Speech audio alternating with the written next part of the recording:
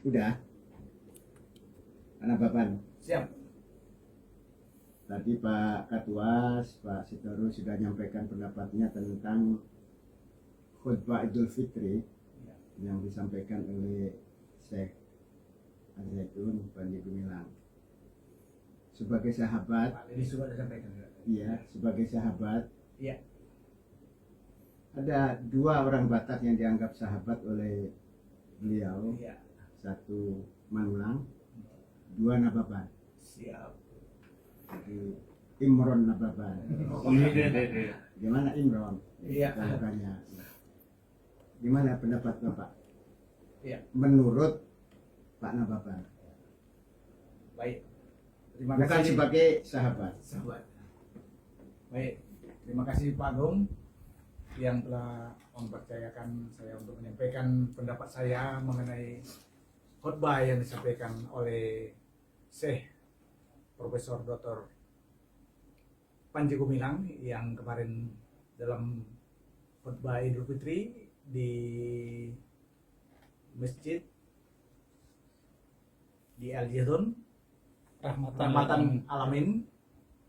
Memang luar biasa.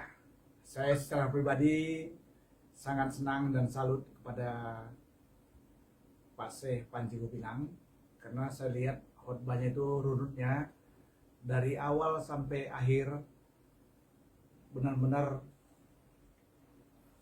Pak Syekh ini menguasai sampai sekecil-kecilnya yang disampaikan sejarah dari mulai awal sampai akhir, sehingga kita sebagai pendengar atau penonton video ini sangat mencerna dan mengerti bagaimana sejarah yang diungkapkan di khutbah itu. Dan ini merupakan satu contoh teladan bagi kita umat di Indonesia terutama, karena dari khutbah inilah kita mengetahui sejarah bahwa antara keturunan atau sejarah Nabi-Nabi dari awal sampai lahirnya Nabi Isa sampai lahirnya Nabi Muhammad Rasulullah, ternyata urutannya itu semuanya berkaitan dan ada hubungan timbal balik dan kolaborasi dari satu episode sejarah sampai akhirnya umat manusia semuanya bisa bersatu rukun dan bisa menyampaikan aspirasinya dalam bidang agama masing-masing. Memang khutbah ini sangat menuntun kita untuk bagaimana kita melakukan toleransi, bagaimana kita menyatukan pendapat yang tidak lagi membeda-bedakan satu sama lain, karena kita ini adalah keturunan yang satu, yaitu keturunan Adam. Dari mulai Nabi Musa sampai lahir Nabi Isa dan Nabi Muhammad, semuanya itu merupakan adalah wujud dari kebaikan Allah, di mana karakter ilahilah yang terbentuk di sana. Iya. Sehingga dari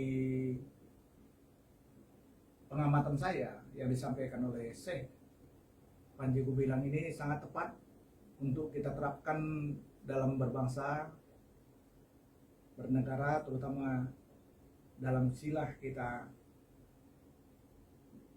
Pancasila, yaitu ketuhanan yang Maha Esa, bahwa kita memang memiliki Tuhan yang satu yang harus kita junjung tinggi, dan kita harus memiliki karakter-karakter ilahi dari Tuhan yang kita sembah masing-masing menurut agama kita.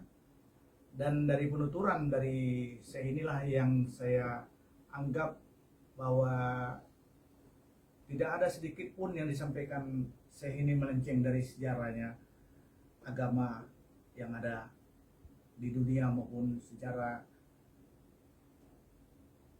nabi-nabi yang ada sampai saat ini. Sehingga saya mengharapkan dengan kita menonton video ini memang benar-benar ada rasa toleransi, demokrasi, kemudian solidaritas, berbangsa bernegara, juga kita bersatu dalam satu kebangsaan yang kita kenal dengan Bhinneka Tunggal Ika. Dan disinilah wujud dari NKRI, sehingga negara kita, negara kesatuan Republik Indonesia tidak terpisah-pisah, tidak kotak-kotak karena kita berbeda agama. Karena agama inilah yang harus kita satukan, dan agama inilah yang harus kita cermati, bahwa disinilah kita bisa bertoleransi sesama dan kita bisa mewujudkan sila kelima kita, yaitu keadilan sosial bagi seluruh rakyat Indonesia.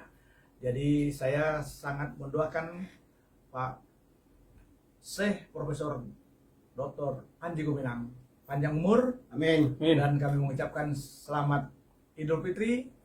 Semoga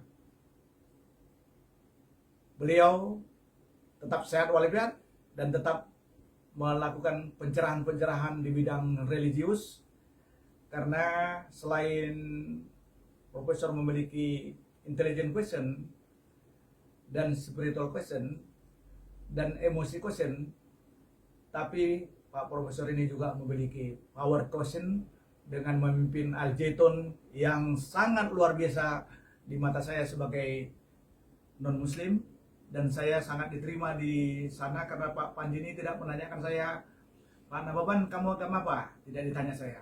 Tapi yang ditanya saya waktu datang ke Al-Zaitun adalah, Pak Nababan sudah makan?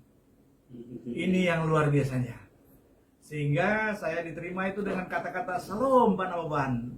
Waduh, saya rasanya seperti menemukan seorang tokoh yang sangat jauh saya lihat dari banyak tokoh-tokoh di Indonesia yang sangat tidak mau berkomunikasi dengan kalau sudah beda agama. Sehingga dengan adanya Al-Zaitun ini memang ini merupakan satu panutan bagi kami umat muslim, bahwa juga ini menjadi contoh dan teladan bagi seluruh umat yang ada, agar mari kita bersatu. Mari kita saling menghargai, toleransi, dan kita pupuk persaudaraan kesatuan agar Indonesia bisa jaya, maju, dan merdeka. Ada satu lagi.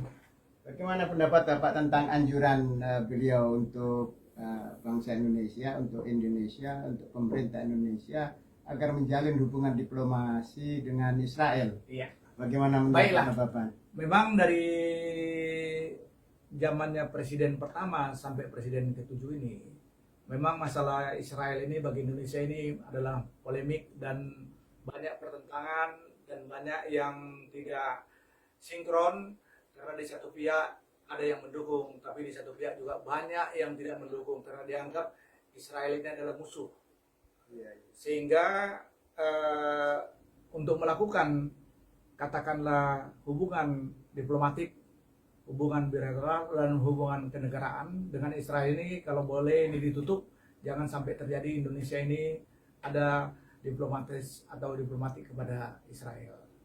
Tapi menurut saya dari pandangan Pak Panji Gumilang, dengan membuka komunikasi, membuka jalur, membuka hubungan diplomatik dengan Israel, ini merupakan satu contoh juga nanti teladan ke depan, bahwa untuk persatuan bangsa-bangsa, persatuan dunia, baik itu yang terjadi seperti sekarang ini, banyak perperangan di sana sini, banyak pertentangan antara Palestina, Israel, dan negara-negara maju lainnya, sehingga ada pro kontra dalam hal ini. Mungkin satu saat nanti ini ada perubahan yang sangat signifikan kalau semuanya mau duduk bersama, mau meletakkan garis-garis religius, spiritual tadi, sehingga semua umat ini bisa bersatu, sehingga tidak ada lagi yang kita sebut sekarang ini semacam oposisi dari agama, oposisi dari negara, oposisi dari persatuan umat, sehingga kita terkotak-kotak seakan-akan bahwa kitalah yang benar, yang lain adalah salah. Sehingga dari khotbah pendapat dari Pak Profesor Dr. Panji Gumilang ini, saya sangat hormati dan sangat menjunjung tinggi. Ya, mudah-mudahan satu saat nanti apa yang diharapkan tentang hubungan Indonesia dengan Israel ini bisa terwujud, dan kita sama-sama menikmati bagaimana nanti kemakmuran bangsa, kemakmuran rakyat, kemakmuran teknologi, kemakmuran ide-ide cemerlang dan ide-ide modern, sehingga tidak terjadi lagi pertentangan dan apalagi peperangan seperti sekarang yang sudah terjadi di beberapa negara yang saudara dengan saudara pun sekarang udah saling perang dan akhirnya membuat negara tersebut runtuh dan banyak yang korban, dan Indonesia kalau boleh terhindar dari sini.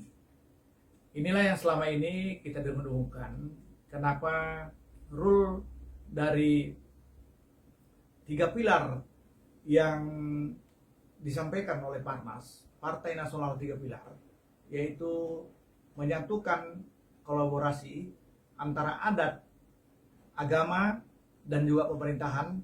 Ini satu kesatuan terbangun dengan 4 pilar yang sudah dicanangkan oleh negara, pemerintah, yaitu Bhinneka Tunggal Ika, Pancasila, NKRI, dan Undang-Undang Dasar 45.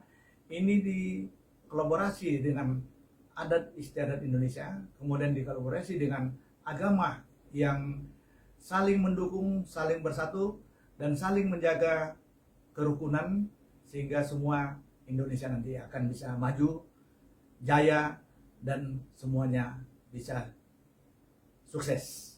Amin. Amin. Amin. Amin. Ya. Asik. Asik.